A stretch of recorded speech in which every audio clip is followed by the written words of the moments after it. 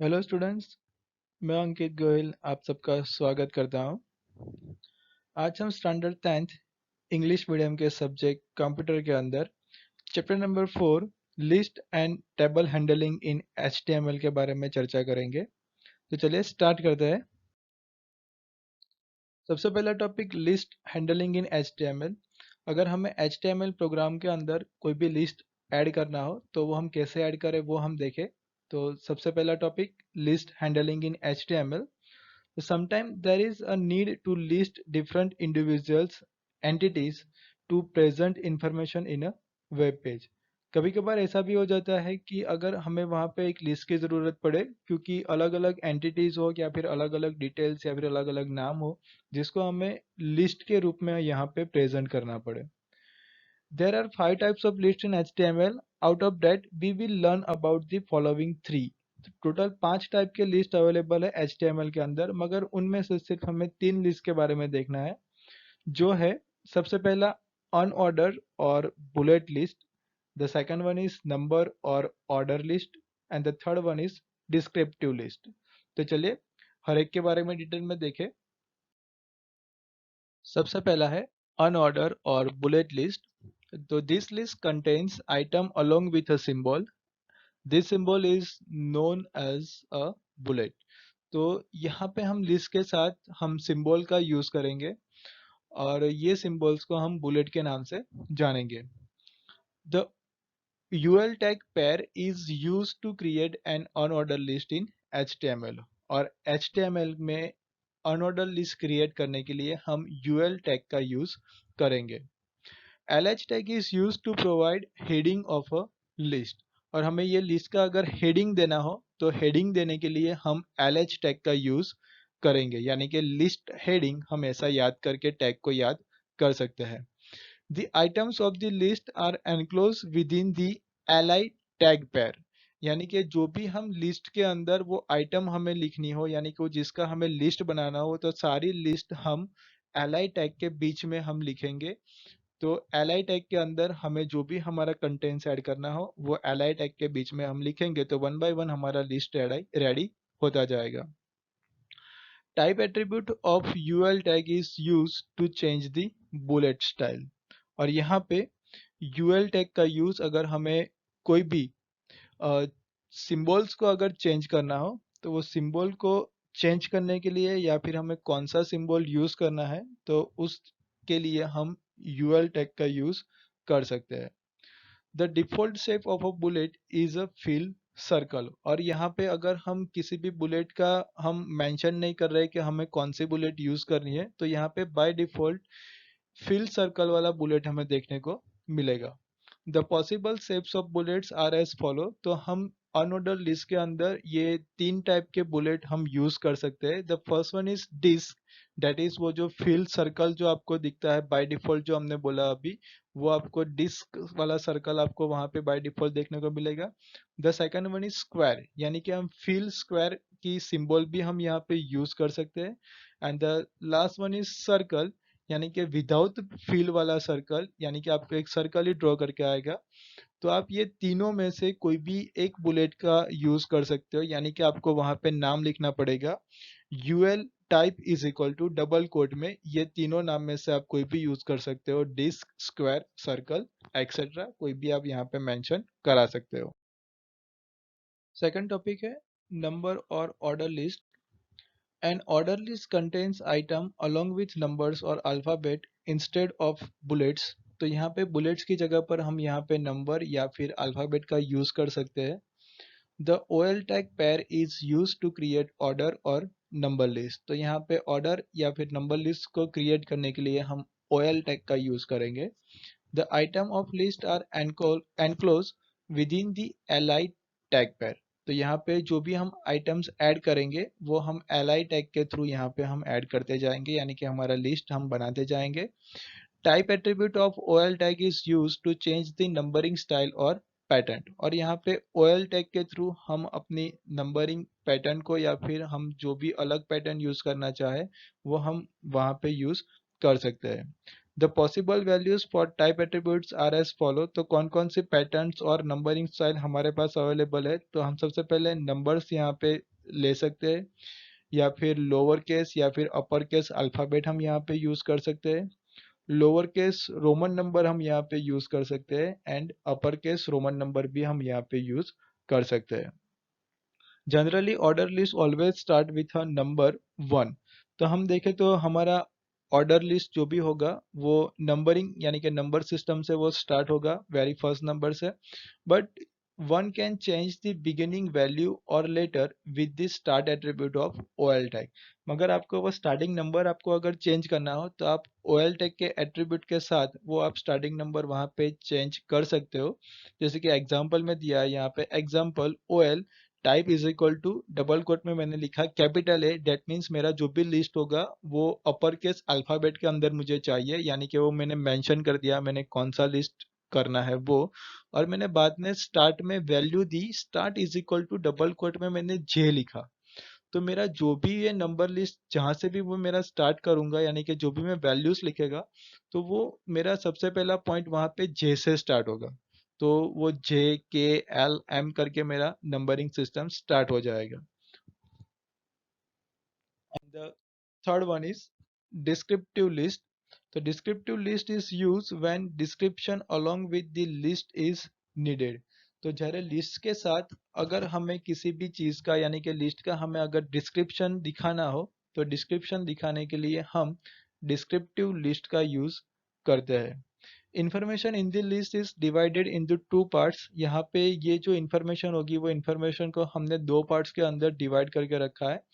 The first part contains the name and the second part contains the description of the item। तो first part के अंदर वो जो भी हमारा कंटेंट होगा वो उसका हम नाम डिक्लेयर करेंगे, और बाद में उसका हम डिस्क्रिप्शन वहां पे ऐड करेंगे एज अ लिस्ट में। तो DL tag pair is use to create descriptive list. तो हम डीएल टैग के साथ हम हमारा जो भी डिस्क्रिप्टिव लिस्ट बनाना हो तो वो हम वहां पे डिस्क्रिप्टिव लिस्ट डीएल टैग के साथ बना सकते हैं। Each item of descriptive list are mentioned using dd tag and definition of each item is given using dd tag। यानी कि हम जो भी डिस्क्रिप्टिव लिस्ट बना रहे हैं तो उसके अंदर वन बाय वन जो टॉपिक ऐड करेंगे वो हम यहाँ पे dt टैग के थ्रू हम यहाँ पे ऐड करेंगे। यानी कि जो भी हमारा हेडिंग होगा, नए नए पॉइंट्स का हम जो भी हेडिंग बनाएंगे वो हेडिंग हम यहाँ पे dt टैग के अंदर लिखेंगे, और वो हेडिंग के मुताबिक हमें उसकी जो डेफिनेशन देनी है या फिर उसका हमें डिस्क्रिप्शन देना है वो हम डिस्क्रिप्शन हम dd टैग के अंदर लिखेंगे। यानी कि हमारा डीएल टैग सबसे पहले स्टार्ट हो जाएगा, फिर हमने दो तीन पॉइंट्स वहाँ पे ऐड कर लिए और उसके डिस्क्रिप्शन या फिर डेफिनेशन भी हमने ऐड कर ली। बाद में एटलीस्ट तीन टॉपिक ऐड करने के बाद एट लास्ट के अंदर हम हमारा डीएल टैग खत्म करेंगे, यानी कि वो सारी डिटेल्स हम डीएल टैग के अंदर लिखने वाले हैं, जितने भी हमें पॉइंट्स वहाँ पे कवर करने होंगे वो सारे के सारे। नेक्स्ट टॉपिक है टेबल हैंडलिंग इन HTML। हमें HTML डॉक्यूमेंट में हम टेबल कैसे हैंडल कर सकते हैं या फिर एंटर करना हो तो हम कैसे करें वो हम देखें। तो table in HTML are very efficient in presenting structure information, that means table are use as a data arranging tool and HTML। तो हमें कोई भी ऐसी इंफॉर्मेशन हो जो हम टेबुलर फॉर्मेट के अंदर अगर हम डिक्लेयर करें या फिर हम किसी को दिखाए तो वो एक प्रेजेंटेशन के तौर पे एक अच्छा सा एक ऑप्शन हमारे पास है। और हम डेटा को जो भी हमारा डेटा होगा वो डेटा को हम अगर टेबल फॉर्मेट में भी अरेंज कर ले तो वो एक अच्छी बात कहलाती है।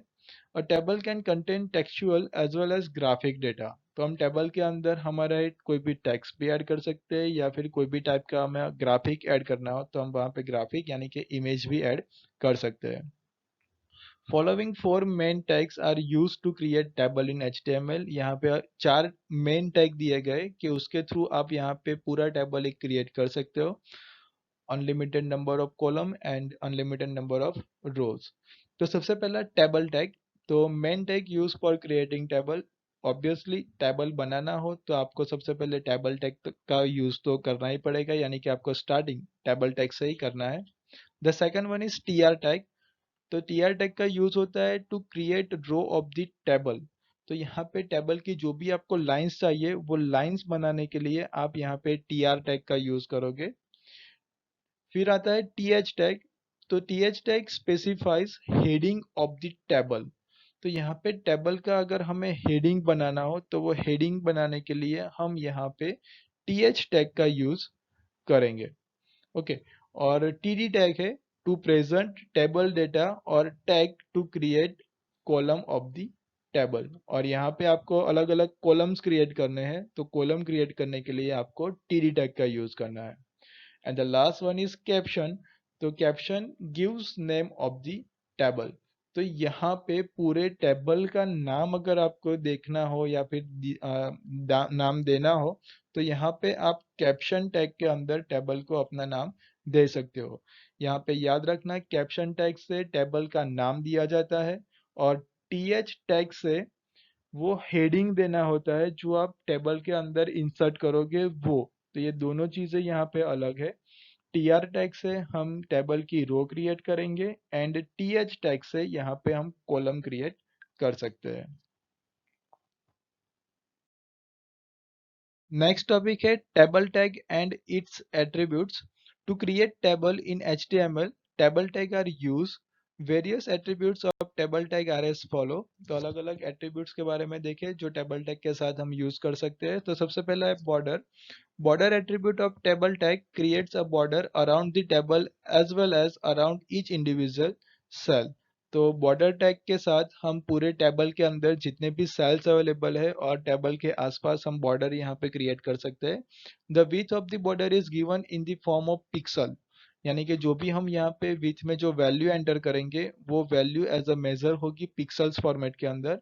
And no border will be visible when border is equal to 0 value is given. अगर आपको किसी भी टेबल की बॉर्डर डिस्प्ले ना करानी हो तो आप वहां पे बॉर्डर की वैल्यू में वहां पे 0 मेंशन करा दोगे तो बॉर्डर वहां से गायब हो जाएगी, यानी कि वो डिस्प्ले नहीं होगी। The second topic is BG colour. BG colour attribute of table tag sets the background colour of the table. The value of this attribute is either a color name or a 6-digit hexadecimal code। तो यहाँ पे background table के अंदर जो background colour देना हो तो background colour देने के लिए आप यहाँ पे बीजी कलर टैग का यूज कर सकते हो और कलर के जो भी वैल्यू होगी उसके अंदर आप कलर का नाम देख सकते हो या फिर 6-digit हेक्साडेसिमल कोड आप वहाँ पे दे सकते हो, तो उसके मुताबिक वहाँ पे बैकग्राउंड में कलर आ जाएगा। Third one is cell padding. This attribute is used to create a space between the edges of a cell and its content।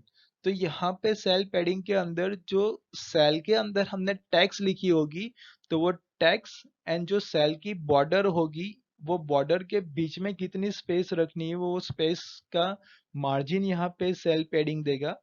As per its name, it pads some space inside each wall of the cell of the table। तो cell के चारों side पे आपको वहां पे वो space करके देगा। And the values can be specified either percentage value और इन अ पिक्सल्स। और यहाँ पे हम उसकी वैल्यू आइदर परसेंटेज के रूप में हम दे सकते हैं या फिर हम यहाँ पे पिक्सल्स फॉर्मेट के अंदर हम उसकी वैल्यू एंटर करा सकते हैं। फिर fourth one is cell spacing. तो this attribute is used to create a space between the cell of the table. The value of space can be specified either in pixel और as a percentage value. तो cell spacing means what?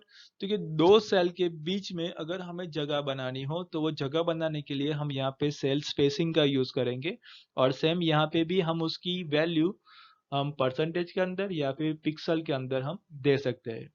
Fifth one is width. This attribute is used to specify the width of the table. The value is given either in a pixel or in a percentage of the available space। तो हम table की width यहाँ से decide कर सकते हैं width attribute के साथ और हम यहाँ पे उसकी वैल्यू फिर से परसेंटेज के अंदर या फिर पिक्सल फॉर्मेट के अंदर हम दे सकते हैं। सिक्स वन है frame. This attribute controls the outer most border of the table. तो जो यहाँ पे टेबल की जो बाहर की जो बॉर्डर होगी वो बाहर की बॉर्डर को वो क्या करेगा? कंट्रोल करेगा। यानी कि टेबल की बाहर की साइड की वैल्यूज को वो क्या करेगा? लाइंस को यानी कि बॉर्डर को वो कंट्रोल करेगा। Seventh one rules.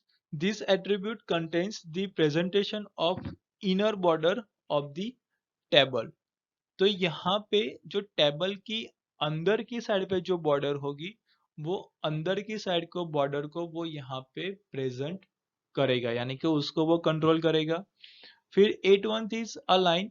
This attribute indicates alignment of the table to the left, right और center. By default the table is left align. तो यहाँ पे अलाइन एट्रीब्यूट का यूज हमें पता है कि वो अलाइन क्या करेगा, तो वो पूरे टेबल को लेफ्ट साइड, राइट साइड या फिर सेंटर में वो हमें एडजस्ट करके देगा। और बाय डिफॉल्ट अगर हमने अलाइनमेंट यूज नहीं किया है एट्रीब्यूट का, तो यहाँ पे टेबल लेफ्ट साइड पे अलाइन आएगा।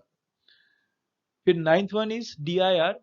तो this attribute specifies the direction of text that is display in the table. तो यहाँ पे टेबल के अंदर हम जो भी टेक्स्ट लिखेंगे, वो टेक्स्ट की डायरेक्शन यहाँ पे वो डिसाइड करेगा कि आपको कौन सी डायरेक्शन के अंदर वो टेक्स्ट आपको दिखानी है, यानी कि वो आपको हॉरिजॉन्टल दिखानी है या फिर वर्टिकल दिखानी है, तो वो टेक्स्ट यहाँ पे हम डायरेक्शन उसको मेंशन करा सकते हैं। And the last one is summary. This attribute presents description of the table. तो यहाँ पे पूरे टेबल का डिस्क्रिप्शन यहाँ पे समरी टैग के अंदर हम दे सकते हैं। नेक्स्ट टॉपिक है tr tag and its attribute. The table row is divided into two parts. First one is row for the heading and the second one is row for data.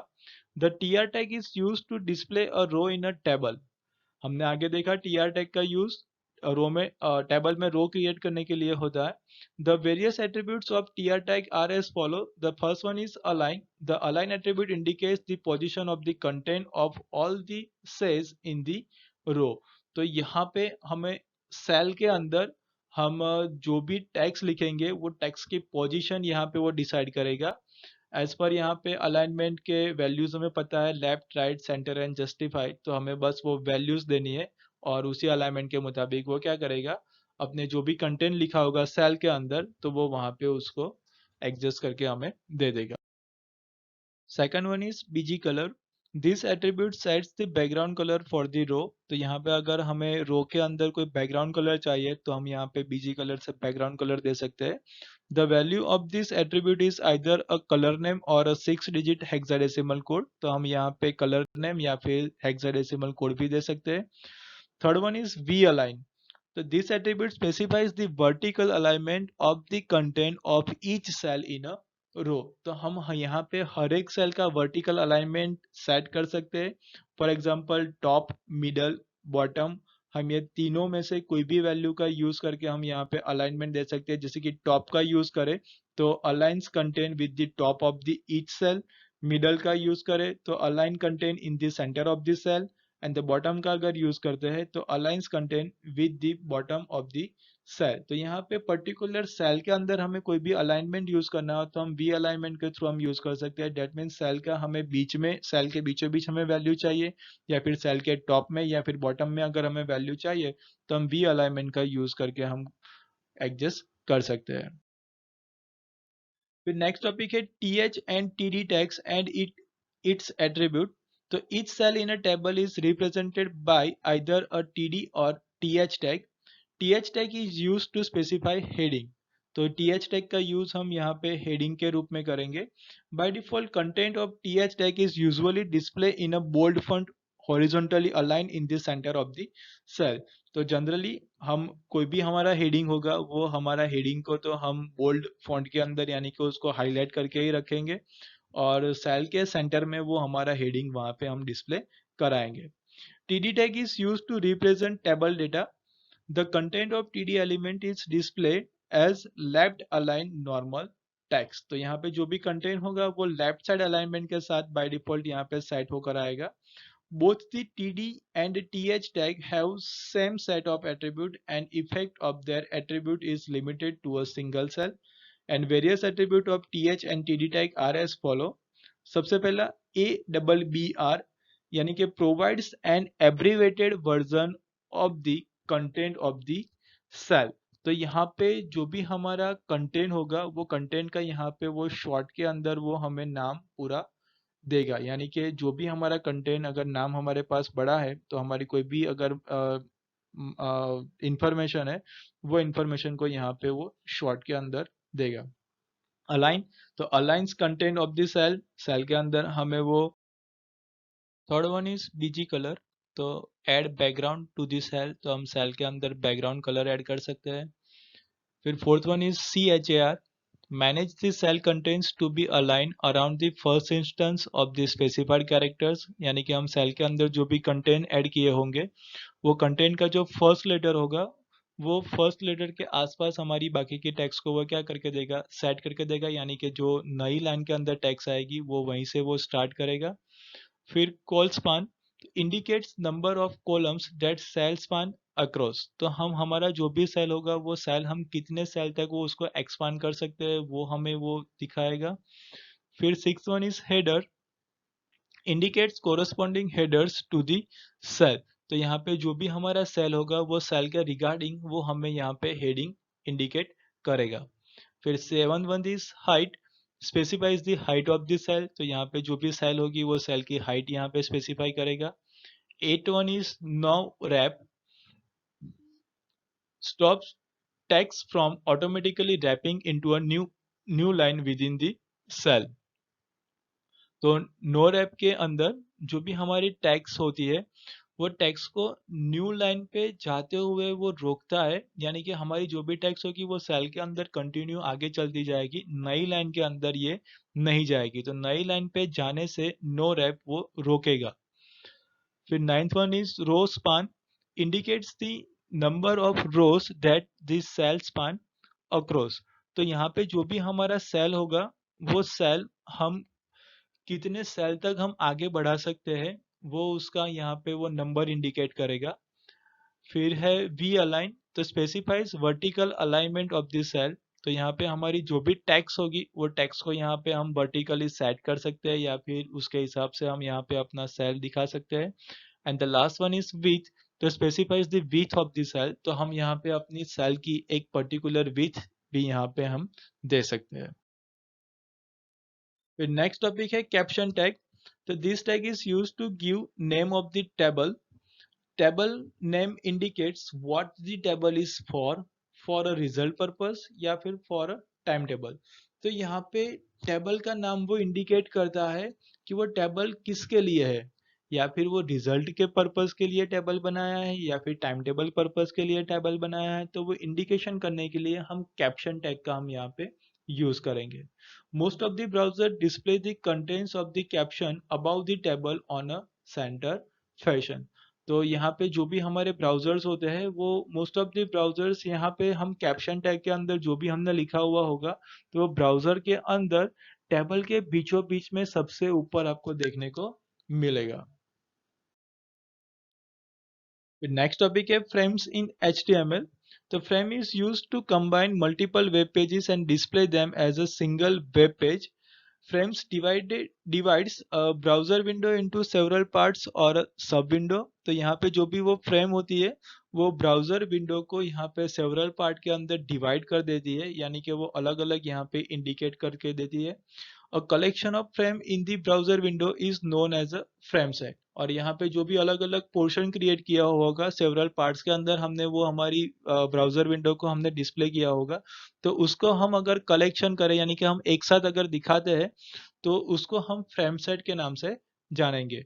Tag such frame set, frame, no frame etcetera are use to create a frame, तो यहाँ पे frame create करने के लिए हम ये तीनों tag का यूज कर सकते हैं।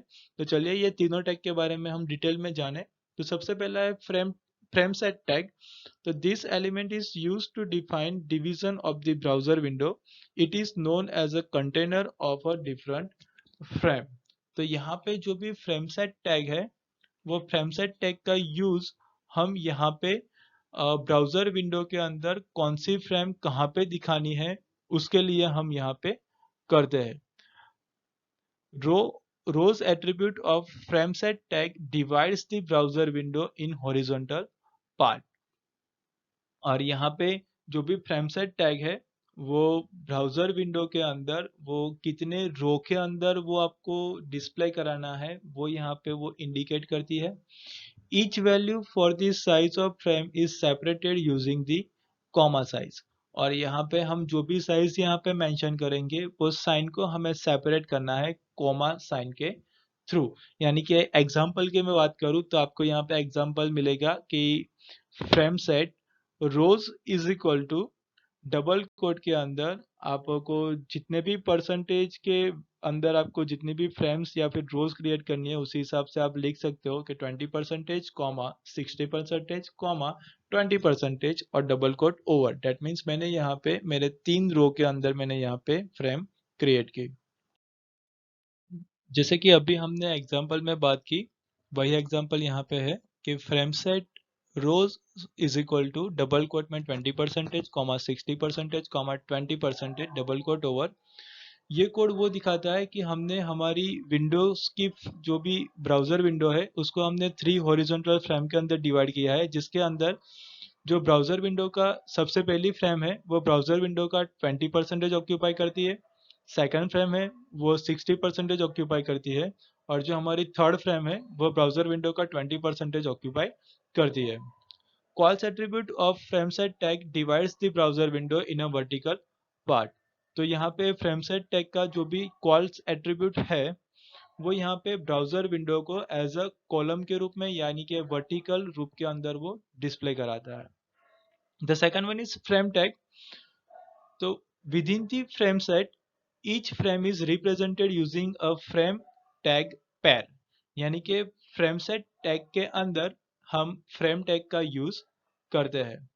Frame tag is use to show location और URL of the file for particular frame. तो हम यहाँ पे फ्रेम टैग का यूज जो भी हमारी URL वाली जो भी फाइल होगी वो फाइल को फ्रेम के अंदर डिस्प्ले कराने के लिए हम यहाँ पे उसका यूज करेंगे। SRC attribute is used to mention the URL of the file along with the frame tag। तो हम यहाँ पे SRC टैग का यूज करेंगे, यानी कि SRC एट्रीब्यूट का हम यहाँ पे यूज करने वाले हैं। जहाँ पे भी हम URL वाली फाइल का यूज करेंगे तब हम SRC एट्रीब्यूट का यूज करके हम फ्रेम टैग के अंदर हम URL वाली फाइल को डिस्प्ले कराएंगे। Third one is no frames tag। This tag is used to show an alternative message to the users when the browser do not support frames। तो ये टैग का use हम तब करते हैं जब हमारा ब्राउजर्स फ्रेम्स को सपोर्ट नहीं करता, तब हमें यूजर्स को अल्टरनेटिव मैसेज दिखाने के लिए हम नो फ्रेम्स टैग का यूज करते हैं। This message given with this element is presented only when the browser do not support frame. और इसके अंदर हमने जो भी मैसेज लिखा हुआ होगा वो मैसेज तभी डिस्प्ले होगा जब हमारा ब्राउजर्स कोई भी फ्रेम को सपोर्ट नहीं करता, मगर जब वो फ्रेम सपोर्ट करता है हमारा ब्राउजर तब वो मैसेज वहां पे डिस्प्ले नहीं होगा। तो यहाँ पे हमारा चैप्टर नंबर 4 खत्म होता है। आई होप कि चैप्टर नंबर 4 के बारे में आपको जो भी डिटेल्स में जानकारी दी वो आपको पता चल गई होगी। Thank you all.